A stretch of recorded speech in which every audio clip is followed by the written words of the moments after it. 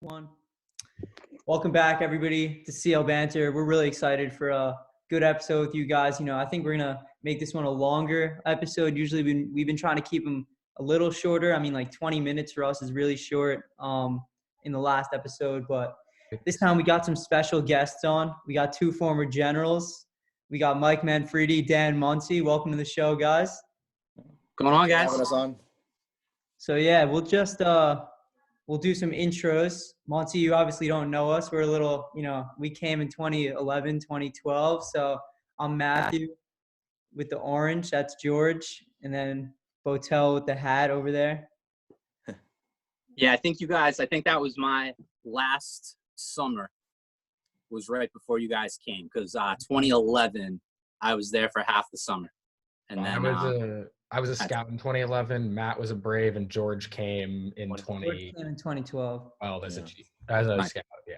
Yeah, so we have a lot of younger viewers. So why don't you introduce yourself? Tell us who you are, what you did at camp. All right. Well, I did all sorts of things at camp.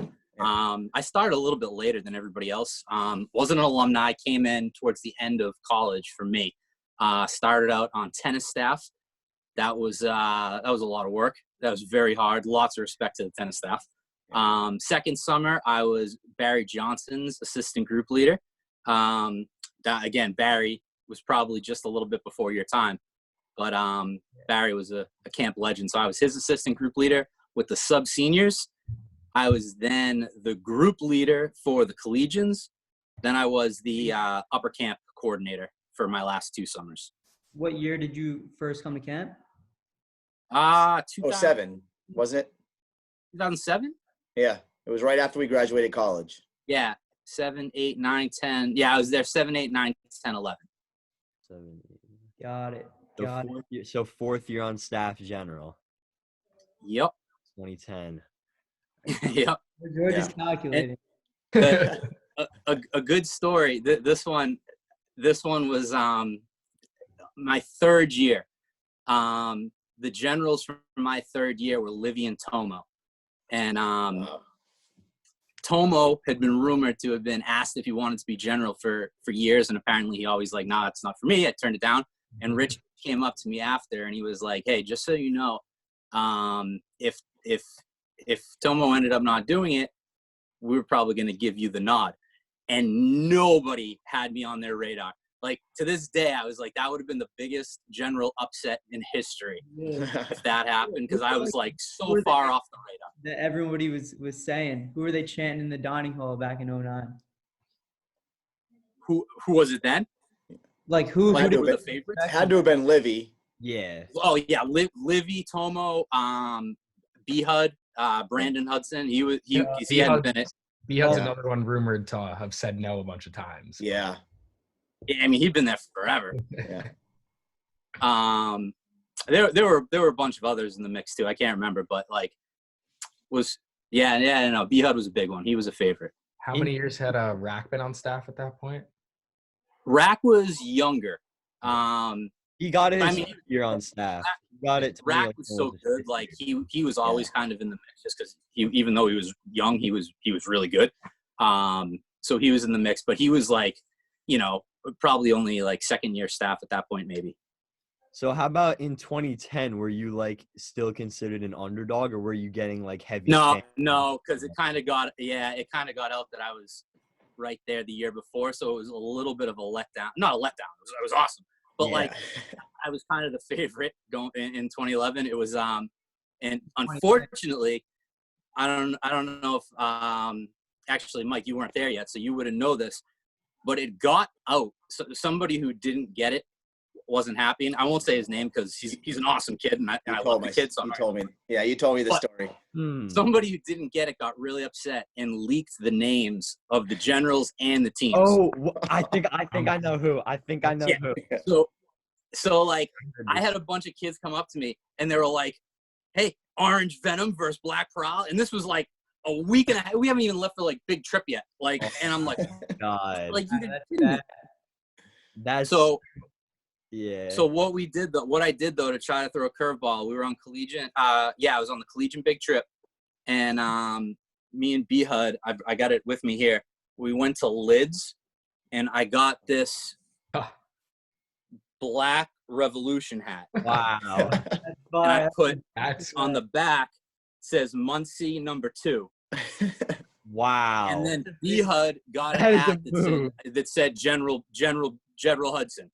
And we left it out in our room, and we told like 3 of the collegians, we're like, oh, like we forgot the envelope. Like run up there, grab the envelope, and bring it back down for us. So they went up to our room, got the envelope, and we left the hats right out on the table.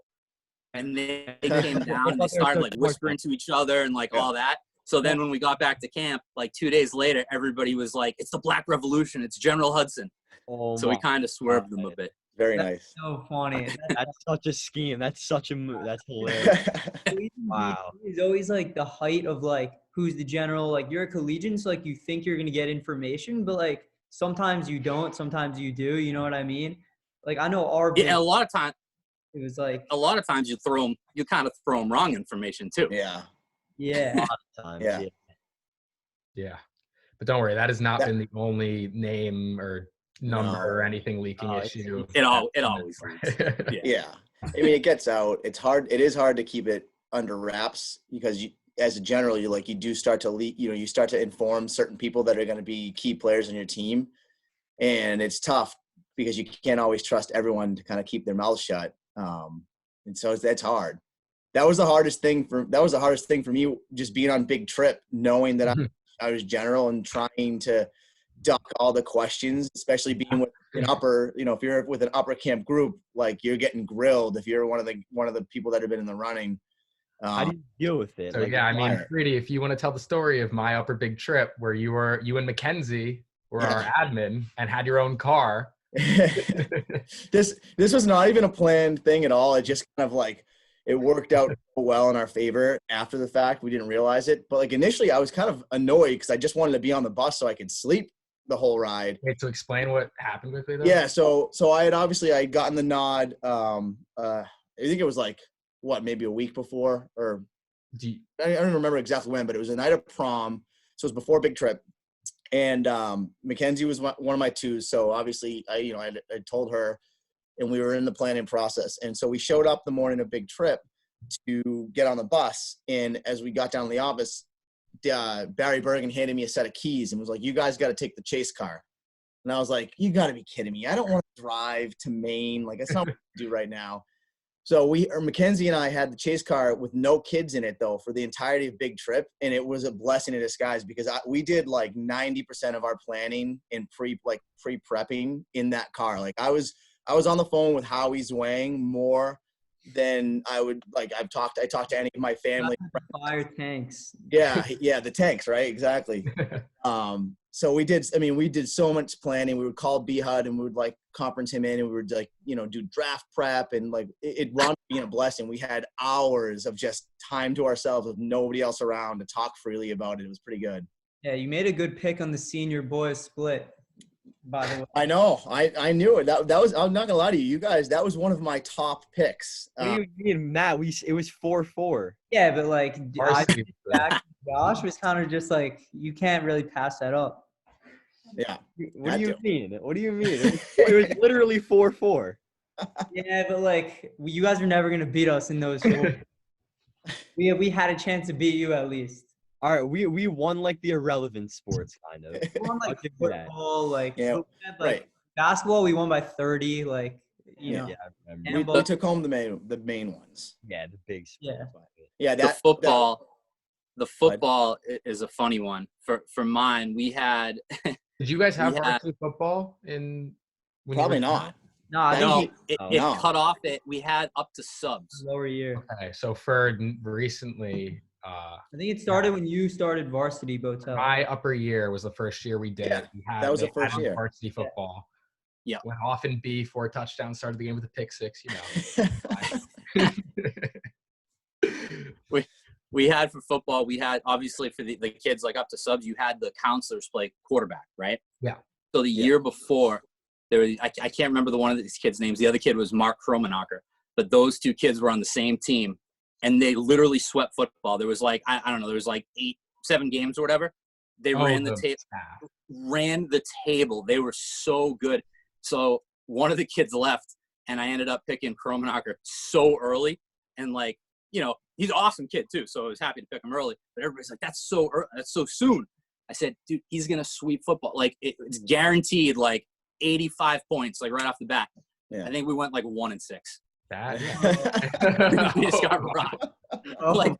I think I picked him like third, thinking that I was like outsmarting everybody.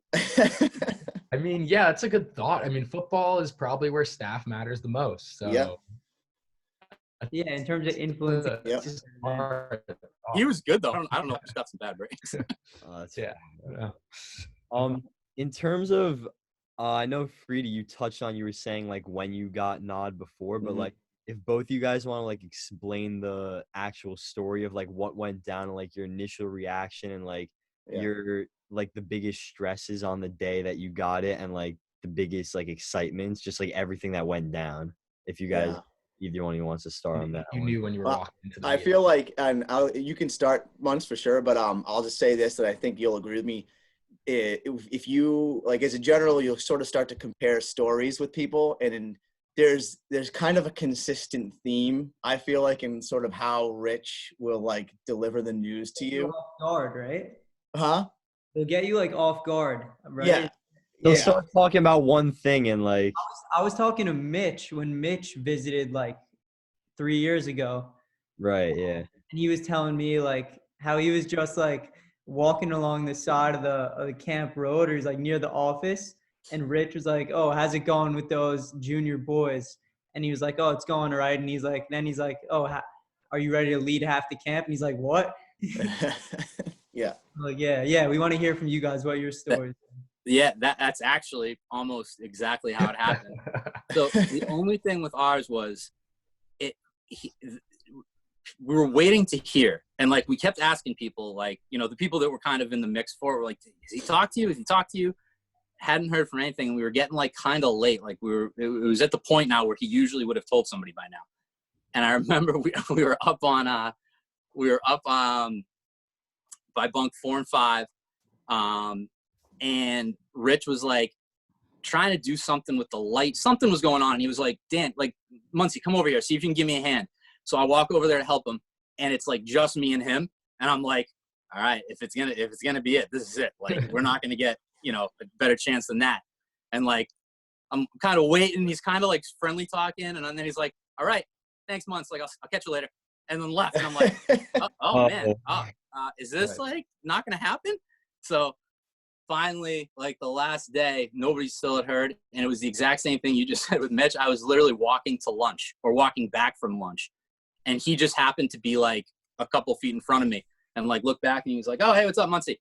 And I was like, "Nothing much, Rich. How's it going?" And he was like, "Good. Ready to be general?" And it wasn't like there were kids right around us, but it was like, you know, we were just walking like in the middle of camp. There was people running around. I was like, yeah.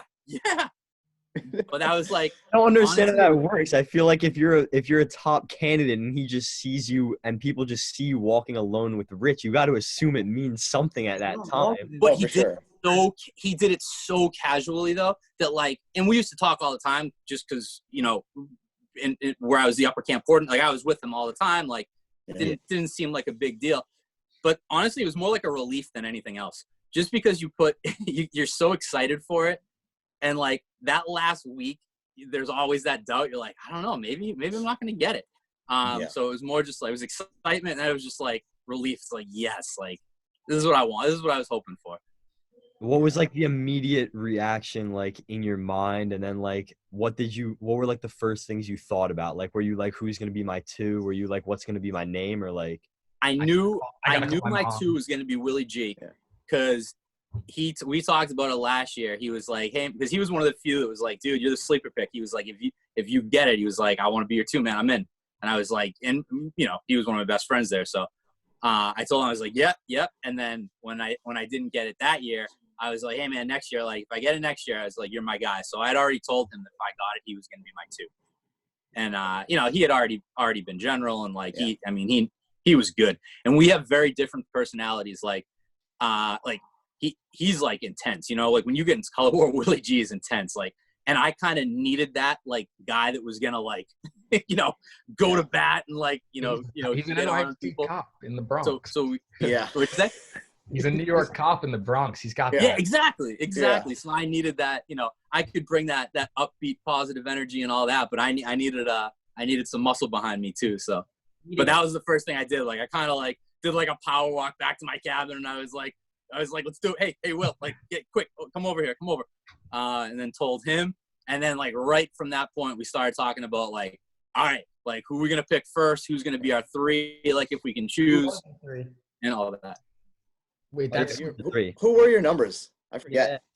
So it was Will was my 2, and then B HUD was we gave B HUD 00.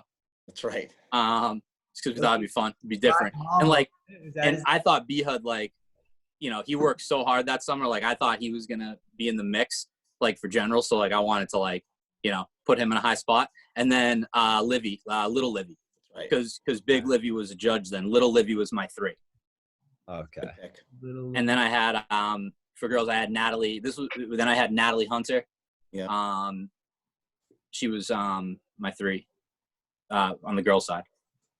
Yeah, obviously. Well, that's something there. So that works very differently than it does now. So if you two kind of discuss the breakdown of how you pick your 2s, because I know, well, Fredi, you can tell your story first, but how you guys pick your 2s, I know is different because ever since I think 2011 or 2012. Was it 11? No, yeah. Burko Dash. No, it wasn't 11. I think it was 14 was the first year that they did like the new format. Yeah. Mimi and Momo. It was one vote. Yeah, we just had like, you just had like your 2, 3, but you could do it however you wanted. You know what I mean? Like there was no, like if nobody ever had 2 2s. You always had like your number 2. Yeah. But like if you wanted to like, give a 3 or a 4, like to something, like you could have like 2 3s. Yeah. Didn't happen often, but like you could do it. You would have like 7s and stuff, right? Yeah. Like, I feel like they didn't really used to regulate it like so much because I don't think that they were like formally having the shirts made up in the way that they do now. One of the things Rack had like 8 numbers or 8 shirts. Yeah. Yeah. Rack had a lot.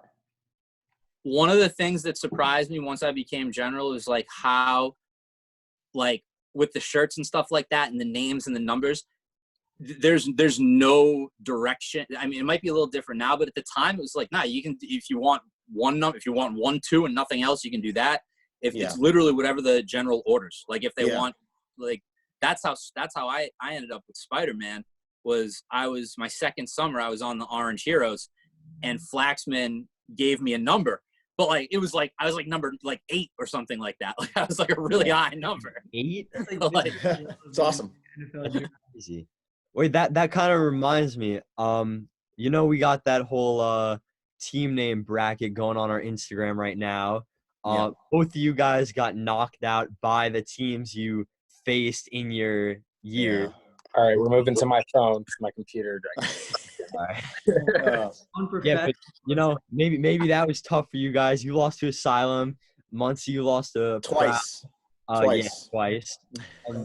But that leads us into the process of like how you guys got your name. So hey, we got to hear Fredi's story of how he got nod. Okay, yeah. Oh yeah. So I'll try and I'll give you the cliff notes. Well, it's hard. We want to hear it. This is Once I start talking. We want to go. Well, everyone whole story. That summer was like, I don't want to say like I expected it, but like I came into the summer because I had taken the summer off, you know what I mean? So like in 14, I was kind of in the running a little bit. My name was getting chanted since I was collegiate group leader. And obviously it went Mimi Momo, which made sense and was a great color war. So I didn't come in 16 expecting it because I had taken a summer off and I was just like, I'm probably like an afterthought at this point and I'm coming back as admin. But I felt like I got a lot of chance that whole summer, like Ariel and I both did. And so it got to a point where I was like hopeful and somewhat like, you understand that you have a real shot at getting it. So you have to sort of you got to get your mind in the right place. Like I won't lie to you, I had a lot of conversations that summer with Munsey. I would call him all the time and we would just start talking like strategy. just in case. So like I got to give a lot of props to Munsey because he was like my mentor, my general mentor in a lot of ways.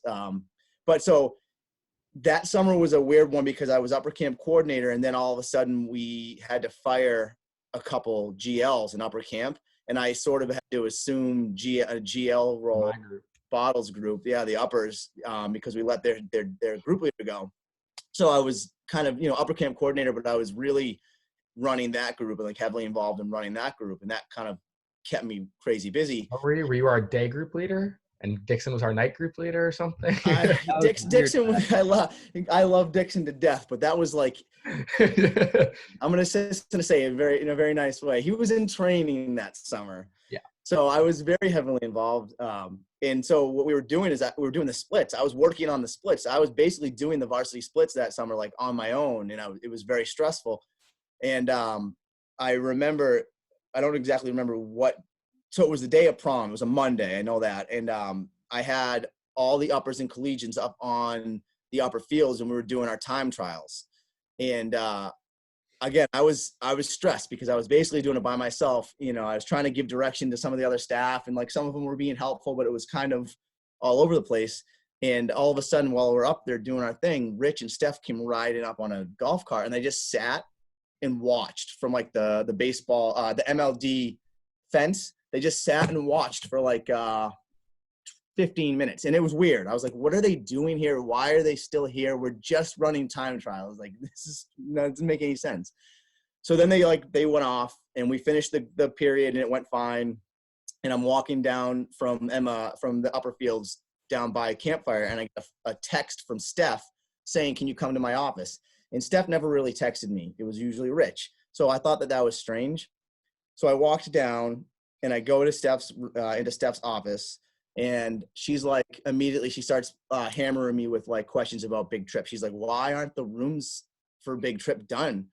She's like, I got this list here, and they're all messed up. And I thought it was genuine because, again, I love Dixon to death, but that was his job. I was like, God, like, did he not do this? So I'm like sort of scrambling, feeling a little bit nervous now that something's messed up for Big Trip.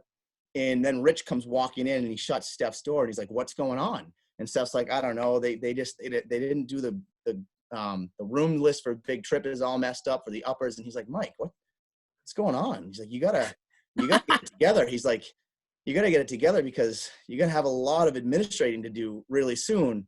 And he kind of gave me this look, and now I kind of knew something was off. And I sort of looked at him, and I gave him like a nervous smile and was like, what are you saying? And he's like, you're the general. And I was like, no. Okay. And like Steph gave me a little smile, and she was like, congratulations. And he's like, all right, so now you got to leave. You can't react. Don't let anyone know. And I'll text you later, but you're going to come out to my house tonight. And I was like, okay. And I had to go the rest of the day and just be like, I was like freaking out. So, wow. Yeah. I kind of remember that the time trials, because we had like Cam Bolton racing Darius, racing Sean, and it was like a big deal, but I had no idea that was when you got that. That's pretty cool. So I was like definitely freaking out. I was excited, like Munsey said, relieved to get it, but nervous. And you want to tell people, like not like but you want to you want to tell your and I'll say so like I had again, like I said, I had a lot of conversations with Munsey, so I definitely like had prepared myself to a point, that I knew some pieces that would already be, a part of my team in the event that it happened. Obviously, like B-Hud, Mackenzie at the time were like my two closest friends. And so I had conversations with both of them where I said, like, if I were to get it, you guys would definitely be my twos. So I won't lie to you, I told the both of them like immediately. I went right down to my office, in my office, and I was like, shut the door, and I was like, so I just got it. And she was like, really? I was like, yeah. But yeah, I mean, you're just freaking out. How do you stay composed? Because I know that summer, at least, I know that, I mean, obviously you were a heavy favorite, so it's like I remember we used to say things about the shoes he was wearing every group lineup, the pants, the non-stop shirt. He would look left at like Willie Brown, and we'd be like, oh, he's on your team. He would look right at someone else and be like, oh, what are you talking to him for? They tormented me. All that stuff is so funny. They tormented me on that big trip. It was it was very stressful getting through big trip with those guys because they were all over me, and I was just like, I was trying so hard to just not like let them know. We were on him. And I think I played the like I'm really upset that I didn't get it card to try and throw them. You were trying to like, part of it would be like you do the like Fredi, like, yeah, I have it. Like, yeah, no, actually, I think I need more black on right now. Like you do that one, or it would be the. That's the thing that you never know, because I remember like no idea. Like there's always like this reverse psychology aspect where like I remember in 2017 when Gabby got it in 2017 on our big trip. I remember she was going on like she was just seeming really like pissy the whole time, and like she was selling it very well, but like I was like something's kind of up. But then she was going on this thing about like how like camp is sexist, whatever. Like I heard like whatever, and like I was like, wow, she's really mad. And then like she was kind of selling it very well, and then I mean turned out she got it, so good job by her. But then the other thing was our collegiate year 2018 when Zwang was like we were like Zwang came into the summer like a pretty big favorite, I guess, and like he was seeming like there was a point in time where like he was like seeming pretty like upset and like out of it and whatever, and like a lot of our group was just like talking, like speculating, like he definitely got it, and like it's hard to really tell like when someone they would be coming to us, the JC, because we're kind of in between, and they were like coming to us, and they were like, so what do you think? Like he's doing this, and this. Like, do you think that means he has it or he doesn't? And I kept hearing like both things for both of them, and half of them thought he was messing with them, half of them thought he was being serious. I mean, it's like you never know there's been so many different ways to go about it. Yeah. That's the best part about it. I knew before, like not counting JC year, but only my lower year with Mafia, I found out before. Really? Like, I usually don't really try, but like. Oh, who leaked it? No, dude, it stayed not. It didn't leak for a long time. No. It was the year before Matt. It was Esper. 2015 leak. 2015, the year Fredi wasn't there. I guess that. Yeah. So I feel like in 16, like I don't think anyone was surprised when it was Ariel and I, but you guys were the two front runners. Details that we both did a good job of keeping it kind of under wraps, because I think that like the actual teams and like the names and the shirts and everything like that was, I hope anyways, a surprise. Yeah, I mean, Matt, we found out because didn't I tell you? Yeah, we George found out like going to the evening activity before it broke. So like that's pretty much like pretty much. That's pretty good. Yeah, that's pretty good. Well, no, because that year the collegiates were all finding out last second because everyone was going to like Moss Park at one time. So everyone kind of knew. We had like an all upper camp, like capture the flag, and there was like Brave through sub Davis Cup or something, like a random Davis Cup at the end of the year. It was like they didn't like programmatically. They didn't really. They made it pretty obvious that the break was coming. They even like randomly and for no apparent reason shut down alumni for the night. Yeah, I tried to go into alumni with like Xander or something, and we just like went in, and there were just like black papers on the doors, and I was just like, oh well, that's not sus at all. Like, what's going on here? Like, they're just blocking every entrance. I think the break might have been the best part. I think we'll talk about break stories in part 2, though. I think we're gonna wrap up part 1 right now. Let's wrap up part 1. Okay. Well, I'm gonna end this video, and then when we get back, we'll just pick up from where we started off. We'll talk. We gotta talk Munsey first, and then Fredi. How like the process of choosing your names and like your shirts and all that. Now that this is a part of history. We're here to record history. If you know history. All right, that sounds good. So you gonna send the link out, Matt? Yeah, I'll send the link out. Only thing, guys, I probably got like 20 minutes. No, that's fine. The problem is this thing, we don't pay for Zoom, so it's like 3 minutes. Yeah, you gotta do the 40 minute. Yeah, I got you. All right. That's so you definitely start months for sure, and like whatever time. Yeah, Matt'll run a quick intro, and then he'll be like, okay, and we're now on call. Yep. Cool. Yeah. All right. See you. Sounds good. All right, see you in a few. See you.